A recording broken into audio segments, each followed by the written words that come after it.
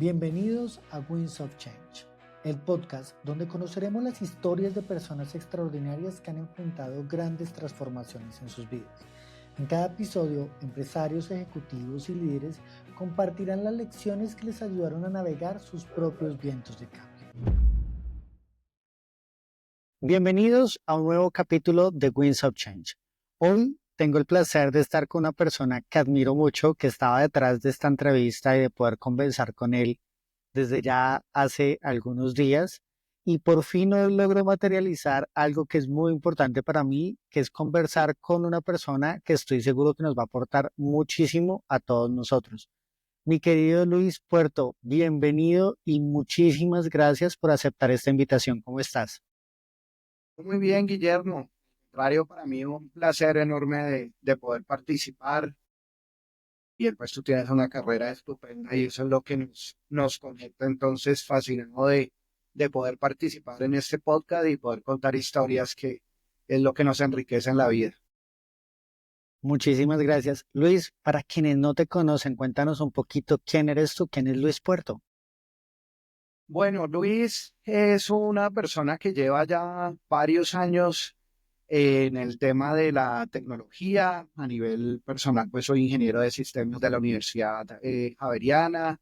Hoy en día estoy trabajando en la Universidad Externada de Colombia. Ya llevo más de 9 años con la universidad y un placer todo este camino de la vida de la tecnología tan cambiante y cómo uno madura a través de ella, ¿no?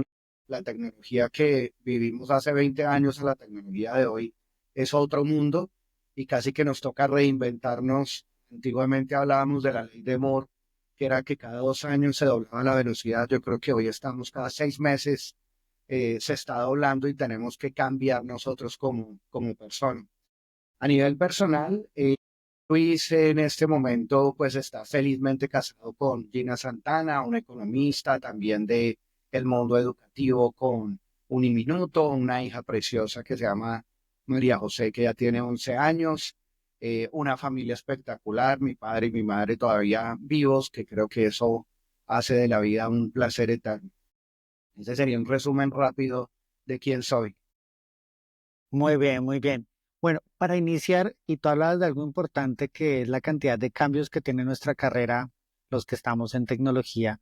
¿Cómo inician, cómo inicia por Harsel Luis que hoy conocemos?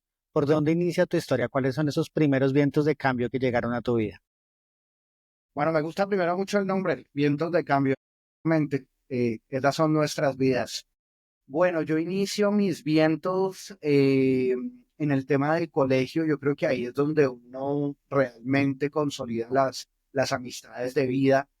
Me ha gustado pues muchísimo poder iniciar por ahí, por el tema del colegio.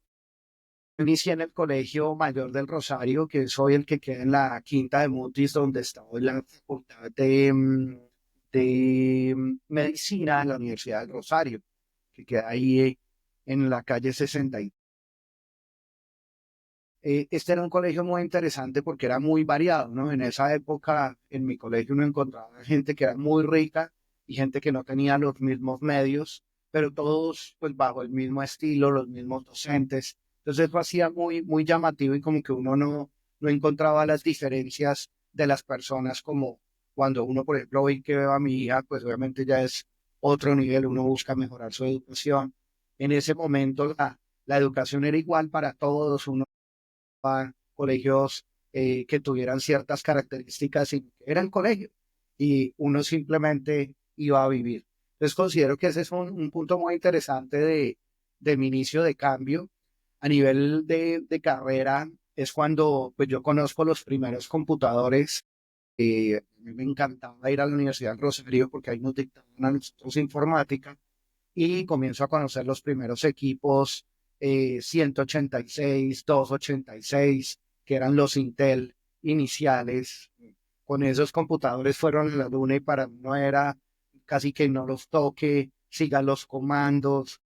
Era todo un mundo de expectativa.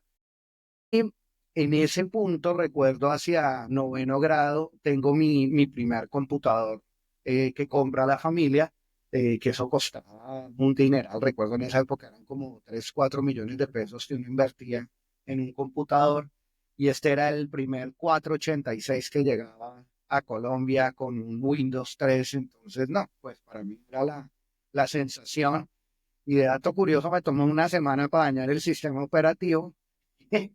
Las 2 semanas para poderlo recuperar, ¿no? Recuerdo a mi papá enfurecido, porque pues obviamente en esa época, si recordamos, los computadores traían los estuches, los protectores, los cobertores y tras de todo yo que no lo debíamos mantener intacto, había dañado también el equipo, entonces ponerme en la tarea de recuperarlo pues fue algo importante que en esa época la recuperación se hacía a puntas de lo que en Excel de su época, de Lotus Notes, que era el sistema previo a Excel, de cómo operaba, cómo funcionaba. Entonces, pues se hizo muy llamativo. Creo que uno identifica claramente, para mí fue muy fácil definir la carrera que quería, porque pues amaba lo que hacía, amaba los computadores y yo decía, no, yo quiero trabajar en computadores y básicamente la asociación era tener un computador versus el que me gustaba, pero no había nada en ese entorno que fuera lo suficientemente claro como para uno decir, oiga, ¿te gusta la programación? ¿Te gustan las matemáticas? ¿Eres bueno en el entorno de la ingeniería, sino simplemente un computador? Esa es como la llave de entrada a mi mundo. O sea, encontraste tu pasión muy temprano en la vida, ¿no? Hay personas que tardan un poco más y a veces les gustan muchas cosas, otras veces no encuentran tan fácilmente, pero tú encontraste tu pasión muy rápido y saliendo del colegio decidiste estudiar entonces ingeniería de sistemas. Sí, ¿Qué es correcto. descubriste?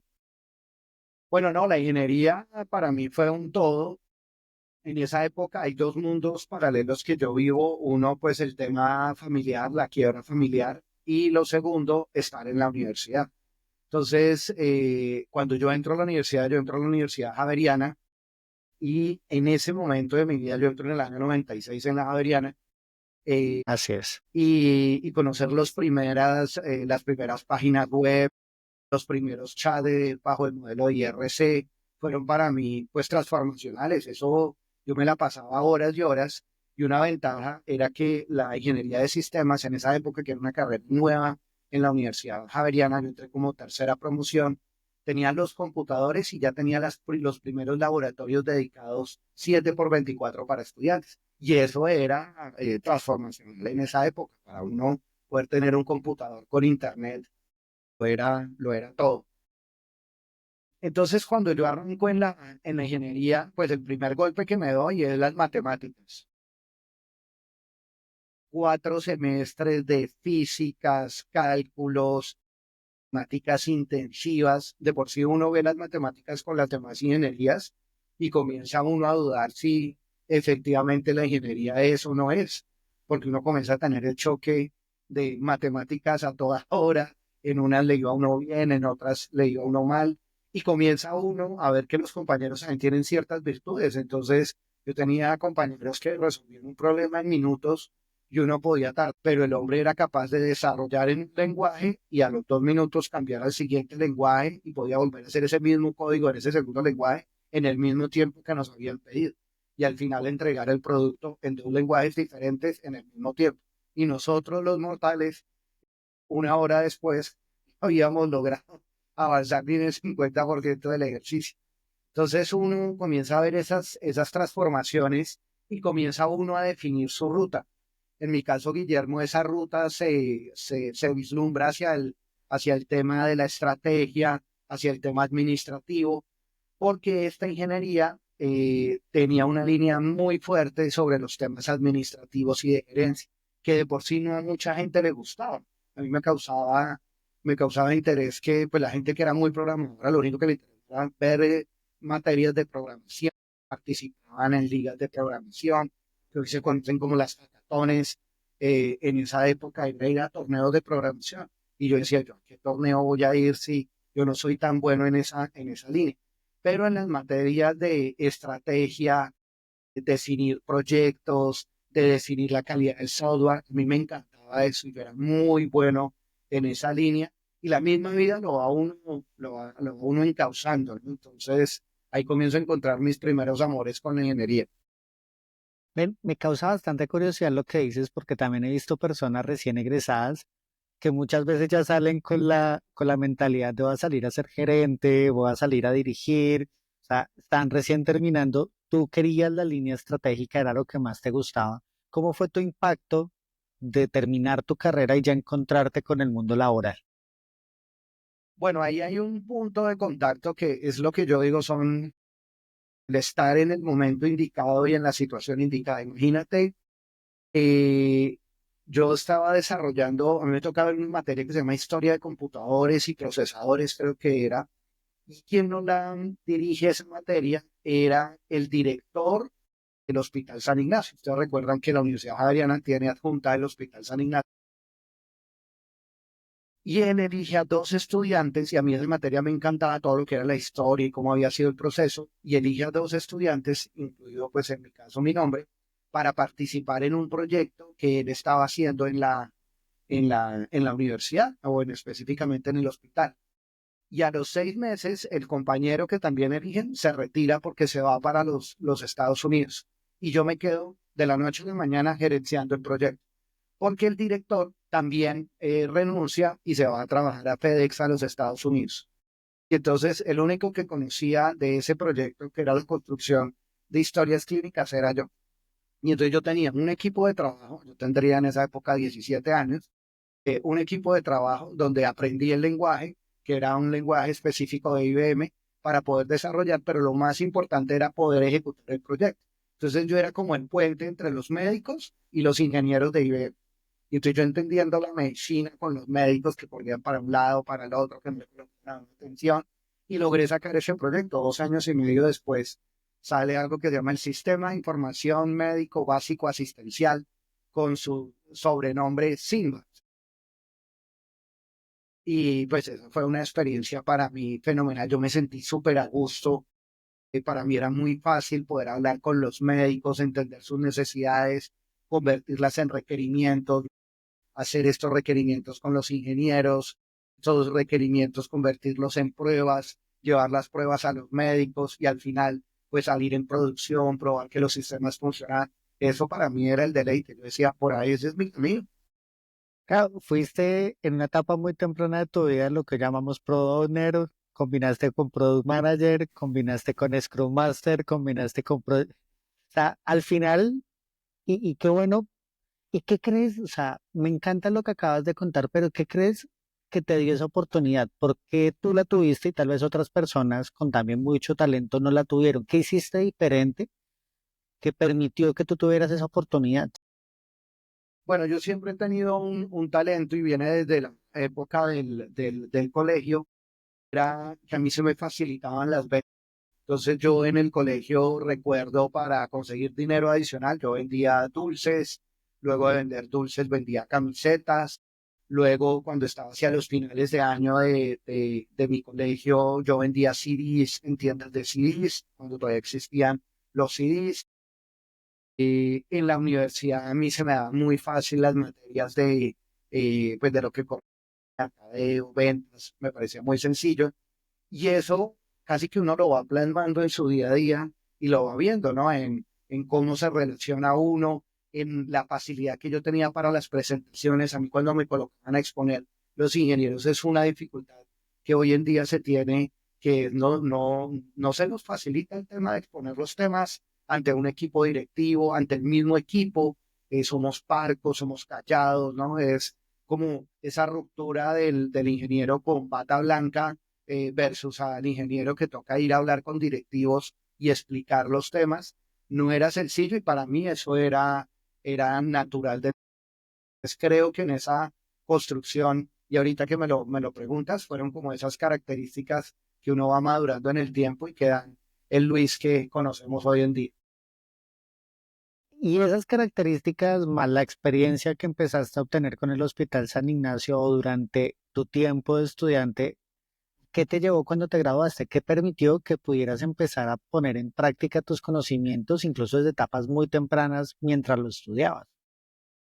Sí, Ahí imagínate que Guillermo, que sale algo muy interesante en mi vida y es haciendo yo la práctica profesional. Yo hago la práctica profesional en la Federación Nacional de Cafeteros, una empresa espectacular, súper querida en Colombia. Y en ese año 99, la, la federación comienza el proceso de cambio de su sistema de información. Y ese sistema de información era porque era el famoso Y2K, el fin de los tiempos, los dos dígitos en todos los sistemas de información. Y tocaba cambiar todos los sistemas porque todo iba a fallar, ¿no? El 1 de enero del 2000 iba a haber una hecatombe en los temas de tecnología, lo cual pues nunca iba a suceder. Pero obviamente fue una oportunidad muy grande para cambiar los sistemas de información y a mí me contratan en el equipo de federación para poder hacer el trabajo de llevar o más bien generar el manual de usuario de uno de los módulos, el módulo financiero. Yo ni financiero ni manuales de usuario he hecho nunca, bueno, que me habían enseñado uno en el colegio, pero era una práctica súper importante. Y ahí el sistema de información que elige la federación es SAP o conocido como SAP. Y a mí ese sistema me enamora. Yo comienzo a aprender de SAP, que es una herramienta alemana, y era fenomenal, era modular, no tenía uno que programar, Guillermo, sino que uno parametrizaba. Fue la primera vez que entendí el concepto de parametrización. Los consultores pues los traían de todos los países. En esa época Venezuela era un bloque muy grande de consultores de México, de Chile, llegaban a Colombia. Y yo decía, yo quiero esa vida de consultor, porque adicionalmente que les pagaban muy bien, viajaban por todo el mundo, entonces a mí me encantaba este tema de conocer otras culturas, otras empresas. Entonces yo acabo mi práctica y la federación fascinada porque en ese momento logramos algo súper disruptivo, entre comillas, que era llevar un manual físico, y mañana nosotros hacíamos los manuales de 300, 400 hojas del módulo financiero y si cambiaba algo, lo cambiábamos en un documento, Word Perfect y Word, y luego volvíamos y hacíamos la impresión de las 300 hojas. Entonces a veces me ocurre algo, vuelvo, insisto, innovador, y construimos un gran manual que fue vía página web, donde tocó enseñar a toda la gente de la federación cómo usar Internet y cómo acceder a la herramienta. Eso para mí fue sensacional y ahí arranca mi tema de SAP y entonces cuando yo me graduó en Colombia queríamos emular el modelo de la India. El modelo de la India era, en esa época era el gobierno de Pastrana y Pastrana va a la India y se dan cuenta que la India su modelo de desarrollo lo enfoca hacia la tecnología. Entonces Pastrana trae eso a Colombia y dice vamos a capacitar a todo el que quiera en tecnología. Y yo acababa de aprender SAP o medio aprender SAP, entonces yo dije, no, yo me quiero certificar como consultor SAP. Y efectivamente, en esa época, el curso costaba como 70 millones de pesos. Tocaba hacer un curso en un año, 2 meses completo. Si uno no certificaba, se certificaba, tenía que pagar completo. Y si lo lograba, te condonaban el 50% ante el ICETEX. Y yo, de 35 millones por mí. Yo decía, eso se paga solo. Y arranco, hago todo el estudio, me va muy bien, me certifico de consultor y salgo al mercado. Entonces yo ya en mi punto perfecto, porque era ingeniero de sistemas y era consultor certificado a mis 23 años. Eso era el mundo perfecto. Pero el mercado no te recibe así. Lo primero que hace el mercado es decirme, eres ingeniero, muy bien, eres certificado, pero no tienes experiencia. Y entonces viene el modelo de pague piso, que hoy en día no sé si todos conocen la frase, es no te voy a pagar, te voy a pagar para que tengas la experiencia, pero el te va a pagar por la experiencia, no va a haber una remuneración, pero vas a adquirir la experiencia. Y a eso se le llamaba en su momento pagar piso. Y entonces, pues para mí eso era inaceptable, porque ya en esa época en que yo ya estaba trabajando con el Hospital San Ignacio, pues yo ganaba muy bien.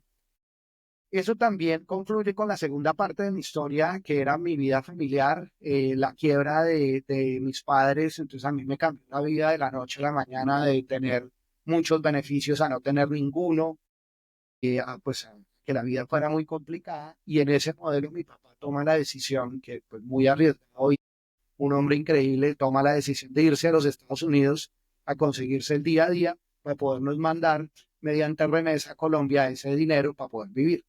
Y yo pues en ese momento era enfocado en mi estudio porque yo tenía en mi mente de yo me gradúo y pues la idea es poder ayudar en la casa para poder que mi papá regrese.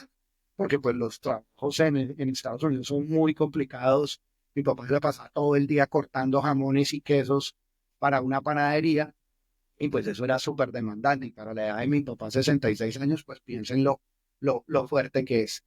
En ese momento, pues mi papá nos ayuda muchísimo en casa, logró cerrar mi universidad. Y hay un compañero, que era el compañero que les comentaba la primera parte de la historia con el Hospital San Ignacio, que se llama los Estados Unidos, monta una empresa de sistemas de puntos de venta, los llamados POS o Point of Sale System, para restaurantes. Y su gran invento era que creó un sistema en español para restaurantes mexicanos, porque ustedes saben que Estados Unidos está lleno de restaurantes mexicanos. Entonces él crea un sistema de punto de venta, me dice, oiga Luis, ven, porque yo soy muy bueno, mi compañero era muy bueno programando, pero muy malo vendiendo. Entonces me dice, Luis, venga a vender los sistemas de información acá a Estados Unidos. Yo sé el inglés, pues cero programador, no le podía ayudar mucho y a mí no me mataba mucho la programación, pero encontré los beneficios del producto. Entonces, con él comenzamos a identificar que el tema ni siquiera era de español. Imagínate, Guillermo, que los sistemas de punto de venta en los Estados Unidos es que mucho mexicano pasa y no sabe ni siquiera leer ni escribir. Entonces, en las comandas que llegaban a las cocinas, nos inventamos fue simbolitos. El simbolito del arroz, el simbolito del frijol, el simbolito de la tortilla. Y entonces ellos veían los simbolitos y hacían el modelo. Ah, nos están pidiendo unas tortillas mixtas. Ah, nos están pidiendo unas fajitas. Y con eso, en comanda, sin que una persona supiera leer y escribir, era capaz en cocina de realizar y producir pues, lo que se solicitaba en una mesa. Y pues de esto lo comenzamos a vender. Yo estaba ubicado en Atlanta y comenzamos a subir North Carolina, Sur Carolina, llegamos hasta Nueva York, Washington. Bueno, eso fue un sinnúmero de restaurantes. En esa época no existía el Wi-Fi, Guillermo, entonces tocaba cablear los restaurantes. Entonces esto era pase cable por los techos en los Estados Unidos, todo en los Estados Unidos es falso, ¿no? Entonces era falsos, historias anecdóticas de con la broca pasando una pared para hacer el hueco y pasaba para el otro lado, yo con la broca, y cortarme con el cable porque tocaba pues cortar el cable para poder empalmar el RJ45, entonces esos cablecitos pequeñitos, alineándolos para que funcionara. Cuando uno estaba grapando el cable, pues siguiendo una ruta de la cocina al sitio principal, rompía uno el cable y vuelve y haga el proceso de cableado. Bueno, historias sobre ese tema, miles, pero aprendo a trabajar, aprendo a vender, aprendo a hacer todo en una empresa. En esa época me ponen el cargo de COO, de Chief Operating Officer, que era un todero. No, yo hacía desde cheques hasta instalación de sistemas de información, pago a la gente, compra de artículos, soporte, mantenimiento, bueno, un sinnúmero de temas. Fue muy, muy interesante. Y cerrando ese año, yo me regreso porque el agotamiento, yo trabajaba de lunes a domingo. Yo decía, yo no puedo a este ritmo. Entonces me regreso a Colombia porque yo quiero hacer los temas de SAP. Y al año de estar en los Estados Unidos me regreso y coincidencialmente estaban en la implementación de las tiendas Juan Valdés en Colombia. Eso era manejado por un tercero, no era manejado directamente por la federación. Y entonces, cuando uno tiene el destino de un mercado, yo digo que hay momentos que lo marcan a uno, necesitaban una persona que supiera SAP y que supiera de puntos de venta. Y ahí aparece Luis. Esta es la persona que usted necesita, aplico el cargo y pues dice, sí, de una, usted sabe mucho de puntos de venta, además sabe de SAP, entonces cómo hacer la integración para pasar las ventas de los Juan Valdés a la Federación Nacional de Cafeteros como colector de todas las tiendas. Entonces creo el programa, mejoro los puntos de venta y ahí estoy también a otro periodo de mi vida y comienzo ya a trabajar en los temas de SAP. Entonces, pues ahí arranca una vida muy, muy provechosa en temas de consultoría, viajando por el mundo entero haciendo implementaciones de SAP. ¿Y alguna anécdota que tú te acuerdes de alguno de tus viajes, de alguno de estos proyectos que trabajaste como consultor de SAP que te digas, oye, qué rico, interesante, o aprendido, algo difícil, que tú hayas dicho, oye, esto no me lo esperaba, tal vez en algún país, alguna cultura? ¿Qué tienes ahí que nos puedas contar? Hay muchos temas. Ahí yo tengo pues experiencias muchas. Me gusta arrancar por las que uno aprende más esas experiencias de implementaciones difíciles. Recuerdo implementando en Fido Bogotá, a Fido Bogotá le venden SAP, un gran vendedor, porque eso no encajaba SAP con una fiducia. Las fiducias nosotros las tenemos asociadas al tema inmobiliario, donde uno invierte pues los dineros, la fiducia resguarda el dinero hasta que se llegan a unos porcentajes y le va entregando la fiducia a la constructora el dinero mientras construyen el edificio, casa, etcétera. Pero la fiducia, imagínate, Guillermo, sirve para cualquier cosa, ¿no? Entonces, entre esas puede servir para tú definir que el dinero que yo guardé en una fiducia para poder hacer el entierro de mis mascotas. Una fiducia para comprarle a mi hijo un avión que va a estar en Dubái y que lo van a traer a Colombia. O sea, cualquier cosa se puede convertir en una fiducia y en un resguardo de ese dinero para poder trabajarlo en un tiempo posterior. Entonces, cuando eso se hace con SAP, a mí me llevan de coordinador técnico y hacía el mismo trabajo que les comentaba anteriormente de traductor. Yo era el traductor de la fiducia, de la gente que tenía la creación de todas las fiducias, con el área tecnológica que ahí se desarrollaba en un lenguaje que se llamaba SAP para poder hacer los programas. Pues en un momento dado, lo que nos dimos cuenta, Guillermo, es que nos tocaba casi que estábamos haciendo un ZSAP, todos los programas que se desarrollan a la medida en Java arrancan con la letra Z. Entonces nosotros dijimos, pues al paso que vamos a crear un ZSAP, porque todo lo estábamos haciendo a la medida por esa empresa. No estábamos usando nada estándar, ni estábamos parametrizando nada estándar en SAP, porque no servía, no hacía más el sistema. Entonces llegar al punto de uno decirle a la gente de la fiduciaria, oiga, esto no es lo que necesitamos, si no está funcionando, necesitamos parar el proyecto, porque si seguimos, pues no va a funcionar, con todos los problemas que acarreaba para la empresa de consultoría, que era una empresa de consultoría muy grande española, para los temas de la fiduciaria que había invertido un poco de dinero, decirles uno, oiga, realmente esta no es la herramienta. Entonces, pues ahí se hacen muchos aprendizajes, muchas discusiones, pero al final uno darse cuenta de, es mejor no continuar en un momento dado, tomar decisiones fuertes de no continuar a generar un fracaso que en el tiempo pues se iba a ver tarde que temprano. Ese fue como de esos momentos donde uno aprende de no todo lo puede hacer SAP, ¿no? Yo pensaba en mi época, todo funciona, con SAP todo se puede hacer. Y hay alguien que todavía cree que con SAP se puede hacer todo. Ciertas industrias que todavía son muy difíciles de parametrizar en el modelo de SAP. Y de otros proyectos también muy llamativos, yo tuve dos proyectos para poder contar muy, muy interesantes. Uno, en SAP Miller, que era la implementación mundial de SAP. O sea, imagínense una industria de este calibre comprando otras cerveceras en tiempo real y generando un único modelo de SAP para todo el mundo. Entonces, SAP Miller se divide en tres regiones, Américas, Europa y África. Y entonces, temas curiosos, cuando yo cerraba mi correo electrónico 7 8 de la noche, en ese momento arrancaba el modelo fuerte de Europa y de África. Y cuando yo me levantaba 6 de la mañana, mi modelo comenzaba a recibir más de cientos de correos en esa lógica. Entonces era casi que un 7 por 24 con correos que no me permitían parar en ese modelamiento. Ahí tuve la oportunidad de viajar, de conocer toda Latinoamérica, desde Centroamérica hasta Suramérica, haciendo implementaciones de SAP, integrándome con otros países en Europa que también estaban haciendo la implementación. Entonces, pues eso fue muy valioso en esa época y creo que fue bien transformacional. Qué bueno, qué bueno. Bueno, y ya saliendo de toda esta parte, ¿cómo empieza ya tu mundo familiar? Tú eres una persona muy familiar, eres una persona que eres muy dada a la gente. ¿Cómo empiezas a combinar este mundo de estar viajando, ser consultor, con ya empezar o iniciar una familia? ¿Cómo te fue en esa parte de tu vida? Sí, esa es una muy buena pregunta, Guillermo. porque vienen todos los albores, el crecimiento de mi vida como consultor. En esa época, pues el proyecto que te digo es Miller, para mí era estar todo el tiempo viajando.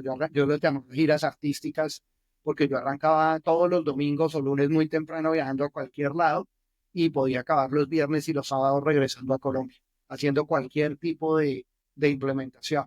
Entonces, esa vida de soltero, donde uno puede viajar a cualquier lado y conocer otras culturas y países, pues es fantástico. Pero cuando ya tienen una familia, el tema cambia profundamente. Entonces, pues yo conozco a mi actual esposa, a Gina, y yo en esa época me sale un proyecto espectacular para irme a España con Deloitte Touch a hacer la implementación de un software o de una variante de SAP que era muy conocida, que se llamaba Business Object, que es lo que hoy en día conocemos para los que conocemos el tema de la inteligencia artificial, era como el Power BI, era poder hacer indicadores, cuadros de mando muy llamativos con una herramienta en esa época Business Object para que fueran mejor los reportes que se generaban. SAP tenía deficiencias enormes en los reportes. Entonces sale este producto, yo aprendo esa herramienta y inmediatamente en Europa pues estaban buscando mucha gente en esa línea. Entonces, yo digo, no, yo quiero irme a conocer este proyecto. Pues en esa época tenía un noviazgo muy fuerte con Gina, entonces lo que busqué era, ¿cómo hago para llevar a Gina a España? Porque a mí me comienza a ir muy bien, uno comienza a tener capacidades que uno cree que no las tiene, y creo que ese es otro buen punto para la gente que hoy nos está escuchando, y es entender que uno como colombiano latinoamericano le han pasado tantas situaciones, ha estado en tantos proyectos, maneja tal nivel de problemas que cuando uno llega a Europa, uno tiene una forma de resolver los problemas que se le presentan de manera tan particular que el mundo le encanta, ¿no? A mí en España me adoraban era porque a mí me daban el problema y la cabeza mía comenzaba una vez a buscar la solución.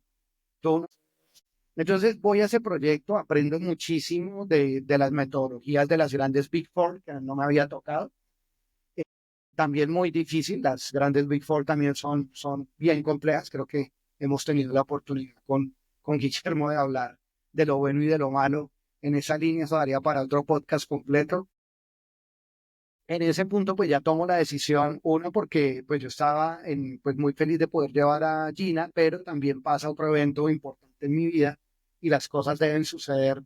Era que mi mamá sufre de cáncer de seno y entonces ya había tenido su primera cirugía, iba para una segunda cirugía porque le había reaparecido y entonces yo tomo la decisión, yo soy hijo único y dije, no, yo soy muy familiar, yo me regreso a mi casa, me regreso a Colombia, cuido a mi mamá y arranco. Y en ese regreso, pues obviamente esto era un regreso con una mano adelante y otra atrás. Comienzo otra vez mi vida de consultor en Colombia, pero ya con una familia. Ya en ese momento ya decidí irme a vivir con Gina. En ese momento también pues Gina queda embarazada de María José. Y el estar uno viajando, pues se le hace uno muy difícil. En esa época pues yo hice dos proyectos, estaba en un proyecto de plásticos en Guatemala, luego estaba haciendo el proyecto de Sempertex, que es el tema de globos en Barranquilla. Entonces yo no tenía tiempo ni siquiera para estar en Bogotá con mi pareja que estaba embarazada cuando tuvimos a la niña. Entonces comienza uno a no reconocerlo los hijos. En mi caso, no, pues yo venía los fines de semana, casi que no me reconocía y tomo una decisión de buscar un empleo fijo en Bogotá, porque ya no puedo seguir viajando. Y ese es como mi tercer cambio fuerte en la vida. Comienzo a presentarme a diferentes headhunters con el enfoque de buscar un trabajo local y aparece el external. Y comienzo pues a tener una serie de entrevistas. Es el sitio donde más entrevistas yo 17 entrevistas para que me contrataran, porque son modelos donde todos tienen que estar de acuerdo sobre la persona que va a ingresar, porque son culturas muy particulares.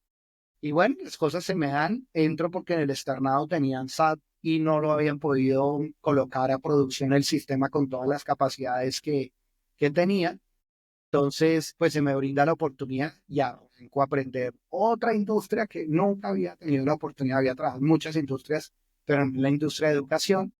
Y pues ha sido una experiencia. Llevo 9 años con el externado, modernizando, aprendiendo de la educación, llevando tecnología de punta, que también es otro mundo, ¿no? Esto cambia tanto y en la educación cambia, uno creería que no cambia tan rápido, pero sí cambia.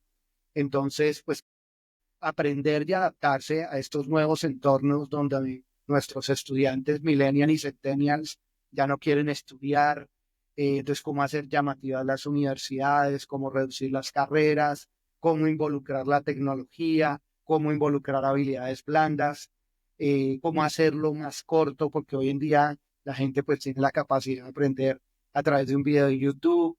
Entonces, cómo traer todas esas experiencias para hacer que las universidades tengan un nuevo respiro, es el mundo de mi día a día hoy en día. Qué interesante, muchísimas gracias por compartirlo con todos nosotros, Luis. Yo te conozco y sé que eres una persona que le encanta estar aprendiendo, eres muy estructurado, eres muy disciplinado.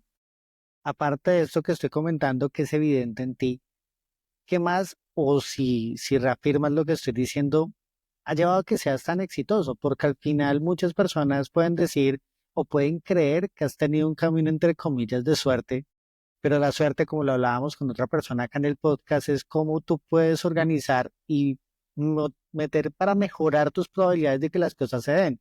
Entonces tú decías que cuando regresaste a Colombia, el hecho de que empezaras con SAP fue porque decidiste arriesgarte con el ICETEX y arriesgar que pudieras tener que pagar 70 y fuiste por los 35. Cuando empezaste con la universidad y con el San Ignacio fue porque tú tomaste una decisión de aprender de algo, te gustaba algo y te arriesgaste a meterte en un proyecto que tal vez personas con tal vez el mismo más talento que tú en su momento no tomaron esa decisión, no se atrevieron, no se arriesgaron. Posterior a eso decidiste irte a Estados Unidos, arriesgarte con la idea de ayudar a tu padre y hacer de todo desde cablear, romper, hacer mandados y decidiste aprender del mundo de los puntos de venta que te abrió también las puertas nuevamente en Juan Valdez. Eso te abrió las puertas como consultor, pero al final cuando lo cuentas pareciera que hubiera suerte, pero detrás de eso hay mucho trabajo, sacrificio, curiosidad, aprendizaje, que es lo que estoy o con lo que más me quedo de tu historia. Quiero que redondees esas habilidades que tú consideras parte de las que te estoy nombrando, que han promovido, que han llevado a que tú seas una persona tan exitosa.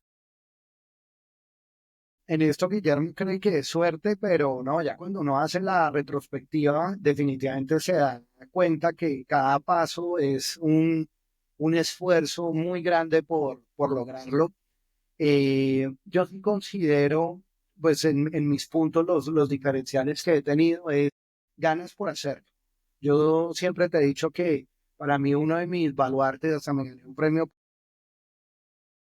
sea, hasta por ser apasionado en premios. Y cuando tú logras transmitir la pasión a los equipos de trabajo por lo que haces, realmente logras. Entonces, toda mi vida yo he sentido esa pasión por lo que hago. Cuando monto mi cabeza en algún tema, me lleno y quiero saberlo todo y quiero conocerlo y quiero saber cómo lo mejoro. Entonces, trabajo fuertemente en que en ese proceso yo lo haga lo mejor posible. Y ahí pues tú ves que en las diferentes fases no sufro con los cambios. Creo que una de mis virtudes y hago un llamado a la gente es el nivel de adaptación. Hoy en día sí que nos toca adaptarnos. Antes era menos, hoy es más. Para mí adaptarme es de los temas que considero que es sencillo. O sea, yo hoy en día creo que en mi empresa actual, en el externado, es la empresa donde más tiempo he pasado. Yo normalmente no he pasado más de un año en una empresa y cambiado a otra empresa y a otra empresa. Son diferentes industrias, diferentes culturas. Funcionamiento creo que es muy importante y la pasión llama a algo que es muy importante en este punto, que es esto hay que combinarlo con el conocimiento. Y el conocimiento no es querer, el conocimiento es que ponernos a aprender, hay que ponernos a estudiar. Y yo soy una persona que jalo mis evidentemente en certificarme, me mejor, lo va a disfrutar, aprender y va a poder seguir evolucionando en ese modelo. Y lo segundo, pues lo que nos hace transformacionales a nosotros es esas ganas, ¿no? Yo creo que cuando uno ha tenido esas épocas difíciles en la vida, como yo les he contado y que todos las tenemos, siempre uno evoluciona. Siempre los problemas son una evolución en el ser humano y siempre se nos ha dicho, cuando no existen estos problemas, es muy probable que uno involucione porque uno entra en estos formatos de status quo, en el formato donde estoy bien, estoy tranquilo, aquí no pasa nada. Y pues lo que nos está demostrando el mundo y lo que estamos viviendo es que la evolución es muy grande, los cambios son frecuentes, nuestro nivel de adaptación tiene que ser enorme y tenemos que salir de esas zonas de confort para que podamos reinventarnos cada día. Hay una pregunta con la que yo cierro el podcast, pero la acabas de responder y es cómo podemos enfrentar nuestros propios vientos de cambio y qué podrías aconsejarnos, pero lo acabas de decir y es precisamente ser adaptable, trabajar, apasionarnos. Yo creo que esa palabra es muy importante y es como esa misma pasión que al final genera mucha energía, cogemos esa energía y la focalizamos en volverla conocimiento, volverla una estrategia, volverla trabajo. Y esa pasión y la energía que genera esa pasión es la que nos lleva a podernos adaptar y poder enfrentar situaciones de cambio y saber que al final o aprendemos o ganamos, pero no hay forma de perder cuando estamos trabajando en adaptarnos. Ya De para acuerdo. cerrar, Luis, la última pregunta que me queda, o más que pregunta, es un consejo que quieras dejar para cómo adquirir sabiduría, cómo poder llegar a adquirir o generar o ser un poco más sabio. Se valen podcast, libros, lo que tú quieras recomendarnos en cómo podríamos ser un poquito más sabios cada día. Bueno, me gusta esa pregunta. Pues yo ahorita utilizo varias metodologías, pero ya que me lo preguntas, algo que me viene dando muy buenos frutos es donde yo vivo en el norte de Bogotá y me tengo que desplazar al centro de Bogotá, pues en el carro y con los trancones que están impresionantes.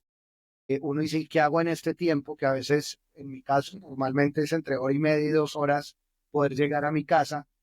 Entonces, he utilizado los audiolibros como una forma de aprendizaje maravillosa. Entonces, casi que escucho, tengo tres como lógicas de lectura o de oír, porque no es que esté leyendo, si no estoy oyendo, es oír algo sobre, ver biografías de personas famosas, de cómo resolvieron problemas en sus vidas. Entonces, creo que hay una línea bien interesante a oír en audiolibros. La segunda, a mí todos los temas de coach me apasionan, porque uno no termina de aprender. Uno, al contrario, en el diario vivir, hay ciertos temas que lo vuelven a uno más complejo y uno tiene que estar en un permanente coach de cómo mejora uno como ser humano. Y lo tercero, en temas de tecnología. Entonces, voy saltando como en esas tres líneas.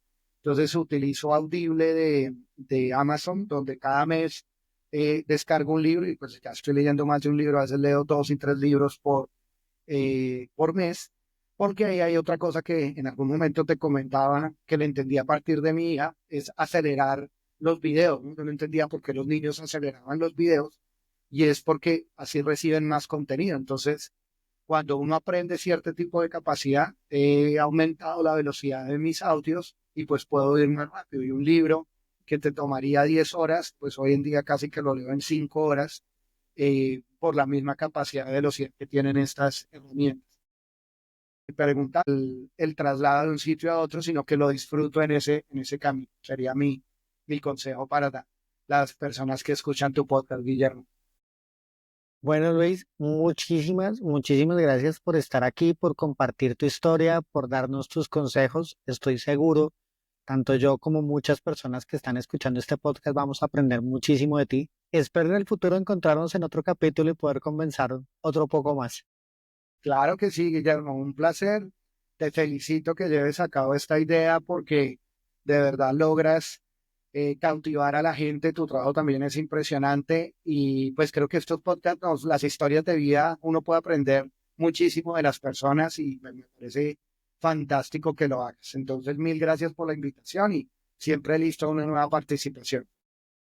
Gracias por acompañarnos en el episodio de esta semana. Espero que esta historia te haya inspirado tanto como a mí. Si disfrutaste del episodio, te invito a suscribirte, seguirnos en redes sociales y compartirlo con alguien que también esté enfrentando sus propios vientos de cambio. Tu apoyo es clave para seguir creciendo. Eso es todo por hoy. Muchas gracias por estar aquí y hasta la próxima.